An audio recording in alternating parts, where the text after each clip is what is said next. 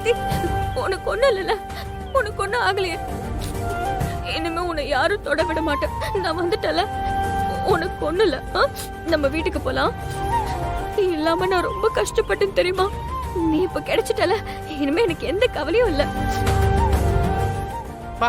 பாரதி மேல என்ன பாசம், என்ன பாசம்.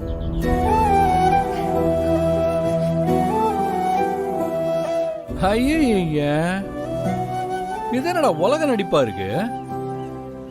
ஒரு வண்டிய போய் ஏதோ கூட பிறந்தவ மாதிரி ரொம்ப தான் கொஞ்சரா ஓரல. இது எல்லாத்தையும் நாங்க நிறையவே பார்த்தாச்சு. ஏய், உனக்கு என்ன தெரியும் பாரதி பத்தி?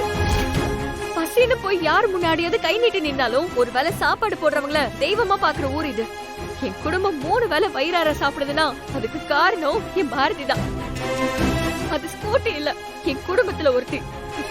உழைப்பு பத்தி உன்ன மாதிரி அடிச்சு புடுங்குறவங்களுக்கு எங்க தெரிய போகுது? நிறுத்து.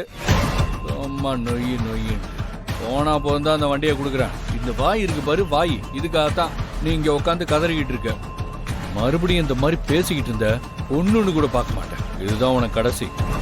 இன்னொரு தடவை என் வழியில குறுக்க வந்த உன் வண்டியை நிஜமாவே பார்ட்டா பிரிச்சு வைத்திரும். ஒழுங்கா பொம்பளை புள்ளையா அடக்க ஒடுக்கமா வீட்டுல இருக்கிற வழியை பாரு. இத பாரு, நான் எப்படி இருக்கணும்னு நீ சொல்ல தேவையில்ல. நான் ஒண்ணு உன்ன மாதிரி ஊரடிச்சு உலையில போட்டு வாழல. நான் சாப்பிடுற ஒவ்வொரு சோறுமே என்னோட சொந்த உழைப்புல சம்பாதிச்சது.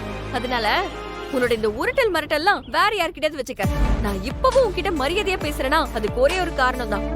உனக்கே தெரியாம நீ எனக்கு நல்லது பண்ணிருக்க, அதுக்காக தான். அதுக்கெல்லாம் சான்ஸே இல்லையே. நீ என் பாரதியை தூக்கி வச்சுட்டு பணம் கேட்டதாலதான் 10 பைக் வாடகைக்கு எடுத்து இன்னைக்கு புதுசா ஒரு பைக் கேப் பிசினஸ் ஆரம்பிச்சிருக்கேன். ஹவுசிங் போர்ட்ல சும்மா இருக்கிற பசங்களும் கஷ்டப்பட்டு 4 காசு சம்பாதிக்கிறாங்க. அதுக்காக உன்னை சும்மா விடுறேன். சப்போஸ் உழைச்சு சம்பாதிக்கணும்னு உனக்கும் ஏதாவது இருந்தா என் நம்பருக்கு கூப்பிடு. உனக்கும் ஏதாவது வேலை அரேஞ்ச் பண்ணி கொடுக்கறேன். இந்தா உனக்கு கொடுக்க வேண்டிய பணம்.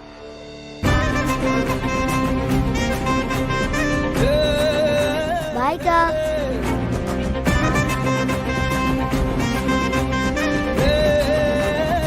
Sister bye.